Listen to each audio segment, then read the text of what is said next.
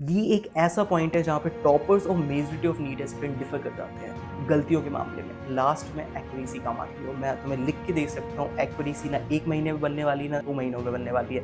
We need to move on. हम बस problems को लेकर बैठ नहीं सकते।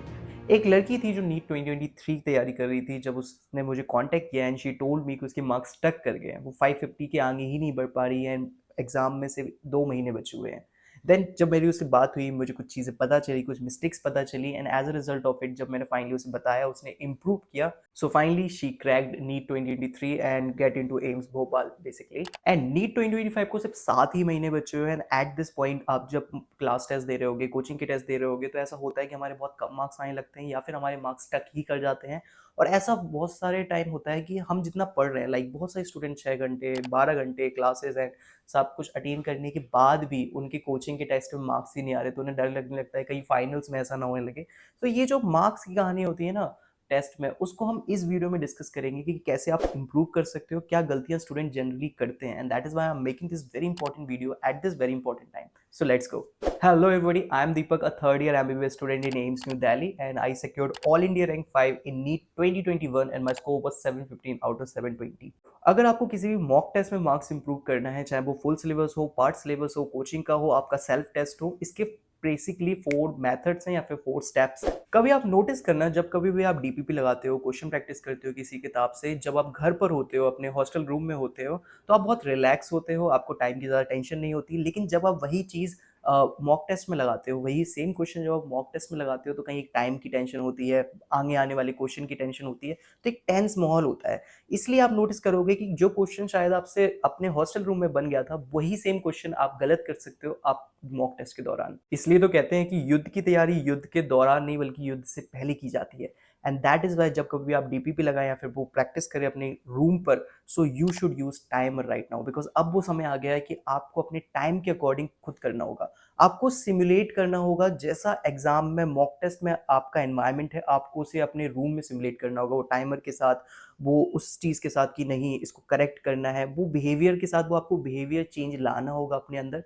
बिकॉज कहीं ना कहीं क्या होगा ना, हम जब रूम में लगाते हैं हम बहुत रिलैक्स होते हैं, लेकिन सोचो जब आप अपना नीट का एक्चुअल एग्जाम दे रहे होगे तो काफ़ी ज़्यादा प्रेशर होता है। इसलिए आपको उस प्रेशर की, उस एनवायरनमेंट की आदत अभी से डालनी होगी। नहीं तो हो सकता है कि आप अभी मॉक टेस्ट में, कोचिंग के मॉक टेस्ट में क्या पता 700 प्लस कर लो, लेकिन नीट में आपके इतने अच्छे ना आ पाए, बिकॉज आपने उस तरीके से अपने ब्रेन को, आपकी मेंटल स्टेटस को डेवलप ही नहीं कर पाए कि नहीं मुझे एक्चुअली करेक्ट करना है, टाइम का ध्यान रखना है, टेंस माहौल में भी करेक्ट करके लेके जाना है। क्योंकि नीट में ऐसा होता है, टेंस माहौल हो ही जाता है, चाहे आप कितनी ही कोशिश कर लो कि नहीं मैं तो कूल रहूंगा, चिल रहूंगा। प्रैक्टिकली ऐसा नहीं होता। प्रैक्टिकली ये होता है कि थोड़ा सा टेंशन आता है, फिर एक गलती होती है, दूसरी गलती, तीसरी गलती, और धीरे धीरे बहुत सारे लोग का एग्जाम खत्म हो जाता है, मतलब उनका खराब हो जाता है।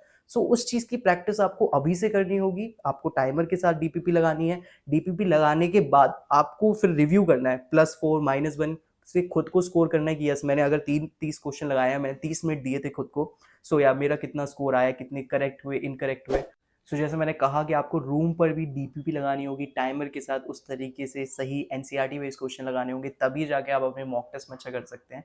एंड अगर आप अपनी नीट प्रिपरेशन को बूस्ट करना चाहते हैं, then you can go through express batch for NEET 2025 by the NEET prep. इसमें आपको कस्टम डीपी और माइक्रो टारगेट्स मिल जाएंगे, क्योंकि कुछ लोगों को चाहिए रहता है कि कोई उन्हें टारगेट दे दे, तो इसमें ऐसा फीचर है। हम सभी बहुत डिफरेंट डिफरेंट लेवल पे होते हैं। कुछ लोगों को इजी क्वेश्चंस पसंद है, कुछ को मॉडरेट, कुछ को बहुत टफ पसंद है, तो इसमें आप अपना लेवल भी डिसाइड कर सकते हैं। एनसीईआरटी फोकस्ड क्वेश्चंस तो है, उसके साथ साथ स्टेप बाय स्टेप सॉल्यूशंस भी हैं, ताकि आपका टाइम और अच्छे से यूटिलाइज हो सके। एंड इसके साथ फ्लैश कार्ड माइंड मैप्स तो है इजी रिवीजन के लिए। इसके साथ साथ DPP generator and previous year questions make this batch a complete pack for the NEET aspirant. For extra discount, there is a form link in the description. Go and check it out. Now, यहाँ पे एक special point मैं mention करना चाहूंगा। जो लोग ये कहते हैं ना कि मेरे मार्क्स बहुत कम आ रहे हैं फिजिक्स की वजह से, केमिस्ट्री की वजह से, मेरे फिजिक्स मेरी वीक है, केमिस्ट्री वीक है, इसलिए मेरे 200 300 400 ऐसे ही मार्क्स आ रहे हैं। मैं तुम्हें ये कहना चाहता हूँ कि अगर तुम्हारे 300 400 तक मार्क्स आ रहे हैं, इसका मतलब तुम्हारी physics chemistry is not that main reason, तुम्हारी बायो भी वीक है। क्योंकि अगर तुम्हारी बायो ही अच्छी होती तो 300 प्लस तो तुम्हारे वैसे ही आ जाते ना। सो सबसे पहले जिन लोगों के लो मार्क्स आ रहे हैं, there is a very special advice कि तुम सबसे पहले बायो को स्ट्रॉन्ग करो। जैसे ही तुम बायो स्ट्रॉन्ग कर लोगे, तुम्हारे मार्क्स थोड़े से जंप अप कर जाएंगे एंड वो तुम्हें कॉन्फिडेंस देगा कि तुम फिजिक्स और केमिस्ट्री में भी इंप्रूव करो, तो फिर तुम्हारे मार्क्स और बढ़ना स्टार्ट होंगे। Now coming to the step number 2, जब मैंने अपनी नीट की प्रिपरेशन करता था, मेरा एक फ्रेंड था आईआईटी का, एंड जब हम कोचिंग का मॉक टेस्ट देते थे एंड फिर जब उसका रिजल्ट आता था, हमारे मार्क्स कम आते थे, तो मैं जब हम लोग जब बात कर रहे थे एक बार, तो वी रियलाइज कि हम दोनों ही सेम ही मिस्टेक कर रहे हैं। वो ये है कि जब कभी मार्क्स कम आते हैं ना, तो हम सोचते हैं ब्रो अगले हफ्ते वाले मॉक टेस्ट में हम इम्प्रूव कर लेंगे। हम इस वाले जो मॉक टेस्ट हुआ है उसको निग्लेक्ट कर देते, बोलते हैं इस बार कम आ गए कोई बात नहीं, अगले हफ्ते वाले में हम इम्प्रूव कर लेंगे। हम अगले हफ्ते की तैयारी करने लगते हैं। There is a very big mistake कि अच्छी बात है कि तुम अगले हफ्ते के लिए देख रहे हो, you are looking forward, but the thing is that तुमने जो आज मॉक टेस्ट दिया है, तुम्हें उसे एनालाइज करना चाहिए, तुम्हें उसे इम्प्रूव करना चाहिए, तुम्हें अपनी गलतियों को पॉइंट आउट कर लेना चाहिए। बिकॉज बिलीव मी और not, this is gonna make changes. ये एक ऐसा पॉइंट है जहां पे टॉपर्स और majority of NEET aspirant differ कर जाते हैं गलतियों के मामले में, दैट इज मिस्टेक एनालिसिस के मामले में। एंड इसी से हमारा तीसरा पॉइंट निकल के आता है, दैट इज मिस्टेक एनालिसिस। जब कभी भी आप मॉक टेस्ट देते हो या फिर पार्ट वाइज हो या फुल सिलेबस हो, उस पेपर को दोबारा से लो, उसके एक एक क्वेश्चन को दोबारा से रीड करो। Yes, I am telling you the exact वे। एक एक क्वेश्चन को दोबारा से रीड करो, हर क्वेश्चन को लेवल कर दो कि हाँ ये करेक्ट था, ये इनकरेक्ट था, ये नॉट अटेम्प्टेड था। तीन ही कैटेगरीज बनती हैं, या तो तुमने क्वेश्चन सही किया होगा, या तो तुमने क्वेश्चन गलत किया होगा, या तो तुमने उसे छोड़ दिया होगा। इसके अलावा तो कोई पॉसिबिलिटी नहीं बनती। तो जब कभी तुम करेक्ट वाले को एनालाइज करो, तो तुम ये देखो कि यार ये करेक्ट कैसे हो, क्योंकि कभी कभी क्या होता है ना, हम एग्जाम में थोड़े से कंफ्यूजन में होते हैं और हम कोई ऑप्शन मार्क कर देते हैं, वो गलती से सही हो जाता है। तुम्हें आने के बाद देखना है कि ये गलती से सही हुआ है, इसका आंसर यही है। या फिर एग्जाम में जो कंफ्यूजन होता है कि अप्रोच सही है या नहीं, तो जब तुम रूम पे आओ तो तुम्हें करेक्ट को भी देखना है। ऐसा नहीं कि तुम्हें सिर्फ इनकरेक्ट क्वेश्चन की एनालिसिस करनी, नहीं। तुम जब करेक्ट को देख रहे होगे, इससे दो फायदे हैं कि तुम रिवाइज कर रहे होगे अगेन, एंड तुम दूसरी चीज रीवेरीफाई कर रहे होगे कि नहीं, ये जो तरीका है, मेरे सोचने का तरीका जो है, अप्रोच जो है, वो करेक्ट है। करेक्ट क्वेश्चंस को देखना भी उतना जरूरी है जितना इनकरेक्ट को देखना है। नाउ जब तुम इनकरेक्ट क्वेश्चन को देख रहे होगे, तो तुम्हें इस चीज का ध्यान रखना है कि तुम्हें ये सोचना है कि ये इनकरेक्ट हुआ कैसे, वो एक्चुअल रीजन क्या था। क्या मेरे कॉन्सेप्ट्स वीक है, क्या मैंने फॉर्मूला गलत लगाया, क्या मैंने कोई सिली मिस्टेक की, मतलब तुम्हें वो एक्चुअल गलती पिन पॉइंट कर लेनी कि नहीं मैंने यहाँ पे एग्जैक्टली गलती की।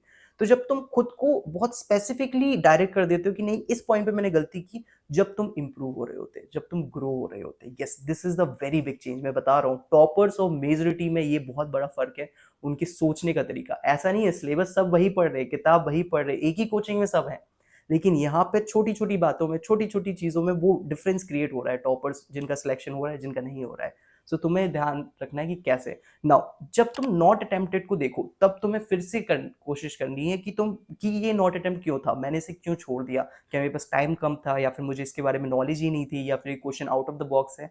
तो इन सारी चीजों को तुम्हें तीन कैटेगरीज में, करेक्ट, इनकरेक्ट, नॉट अटेम्प्टेड, को एनालाइज करना है। कुछ स्मार्ट स्टूडेंट बोलेंगे कि यार इतना टाइम दोबारा से वही मॉक टेस्ट को रीड करना है, एक एक क्वेश्चन को जो हमने अभी दिया है, उससे अच्छा मैं नया चैप्टर लेक्चर्स ना स्टार्ट कर दूं। The thing is that bro, गधे और घोड़ों में एक फर्क होता है। द थिंग इज दैट नए लेक्चर स्टार्ट करना है, नई तरीके से दोबारा से स्टार्ट करना है, अगले मॉक टेस्ट की तैयारी करना is not that important. The thing is that last में एक्यूरेसी काम आती है। मैं तुम्हें लिख के दे सकता हूँ, एक्यूरेसी ना एक महीने में बनने वाली, ना दो महीनों में बनने वाली है। इट्स ऑल अबाउट कि तुम्हें अभी से अपनी एक्यूरेसी पे ध्यान रखना होगा। वो कैसे इंप्रूव होगी, जब अब तुम अपनी मिस्टेक्स को देखोगे। जब तुम मिस्टेक्स को देखते हो, तो तुम्हारे मॉक टेस्ट में मार्क्स भी इंक्रीज होते हैं, तुम्हारी एक्यूरेसी भी इंक्रीज होती है। बिकॉज सही बताओ, मेरे ऐसे ही 715 आउट ऑफ 720 नहीं आए।